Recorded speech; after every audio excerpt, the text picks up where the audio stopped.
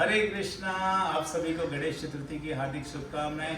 Happy Ganesh festival. Happy Ganesh festival.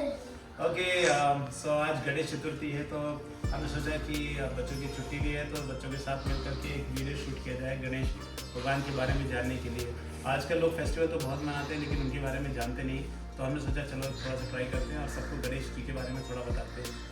तो गणेश भगवान के बारे में एक बहुत ही फनी स्टोरी आती है, आप लोगों ने सुनी होगी, तो एक बार इसको फिर से सुनेंगे, आज के दिन दोहराएंगे। एक बार क्या होता है, गणेश भगवान और उनके जो भाई हैं, गणेश भगवान के भाई जिनका नाम है कार्तिकेय, तो शिव जी और पार्वती माता जी वहाँ पे रहते हैं और उनसे कहते हैं कि आप दोनों में से कौन सबसे पहले पृथ्वी के ये संसार के 3 चक्कर लगा के आएगा, ये आपका कंपटीशन है। तो आपको मालूम है कार्तिकेय का जो वाहन है वो तो है मोर, पीकॉक, तो वो काफ़ी फास्ट रहता है। लेकिन गणेश जी का वाहन क्या है? गणेश जी का वाहन क्या है? गणेश जी किस पे बैठ के जाते हैं? चूहे पे जाते हैं। तो चूहे की स्पीड तो बहुत थोड़ी रहेगी। तो जैसे ही कार्तिकेय ये सुनते हैं वो तुरंत अपने मोर पे बैठ करके चले जाते हैं संसार के 3 प्रदक्षिण लगाने के लिए और सबसे पहले वापस आने के लिए। अब हम सब जानते हैं गणेश भगवान बड़े चतुर हैं, बड़े इंटेलिजेंट हैं, बड़े बुद्धिमान भी हैं। तो गणेश भगवान क्या करते हैं, वे चूहे पे बैठकर संसार का चक्कर लगाने नहीं जाते, बल्कि वे हाथ जोड़ करके अपने माता और पिता जो कि शिव और पार्वती जी है उनके 3 चक्कर लगाते हैं। और उनके 3 चक्कर लगाने के बाद वो कहते हैं कि मैंने संसार के 3 चक्कर लगा लिए। तो शिव जी बोलते हैं ऐसे कैसे तुमने संसार के 3 चक्कर लगा लिए? तो उस समय पर गणेश जी कहते हैं कि मेरे लिए तो मेरा संसार मेरे माता पिता ही है।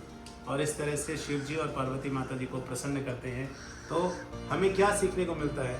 इससे हमें ये सीखने को मिलता है कि हमें अपने माता पिता का बहुत ध्यान रखना चाहिए, माता पिता का बहुत आदर करना चाहिए।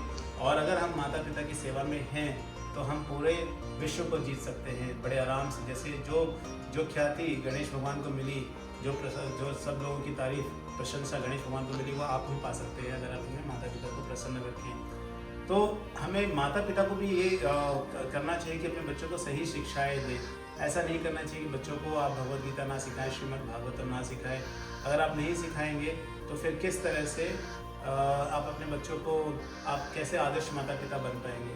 तो आप आदर्श माता पिता बनिए, फिर उसके बाद आपके बच्चे भी आपका पालन करेंगे और एक आदर्श बच्चे बनेंगे जैसे गणेश भगवान थे। तो गणेश भगवान का एक और कॉन्ट्रीब्यूशन, बहुत बड़ा कॉन्ट्रीब्यूशन है जो शायद ज़्यादा लोगों को नहीं मालूम है।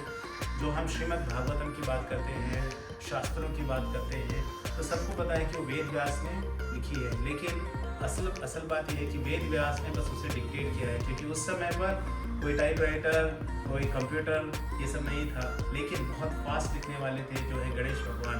तो उन्होंने गणेश भगवान की हेल्प ली।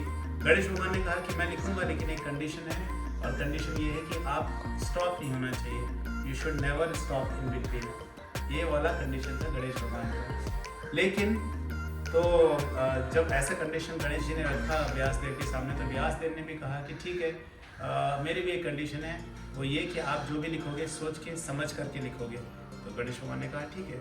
तो इस तरह से वेद व्यास 99 श्लोक बोलते थे और 99 श्लोक बोलने के बाद फिर एक बहुत कठिन श्लोक बोलते थे जो गणेश भगवान समझने में थोड़ा समय लगाते थे। और जब तक गणेश भगवान समझने में समय लगा रहे हैं तब तक वेद व्यास अगले 100 श्लोक की रचना फिर कर देते थे।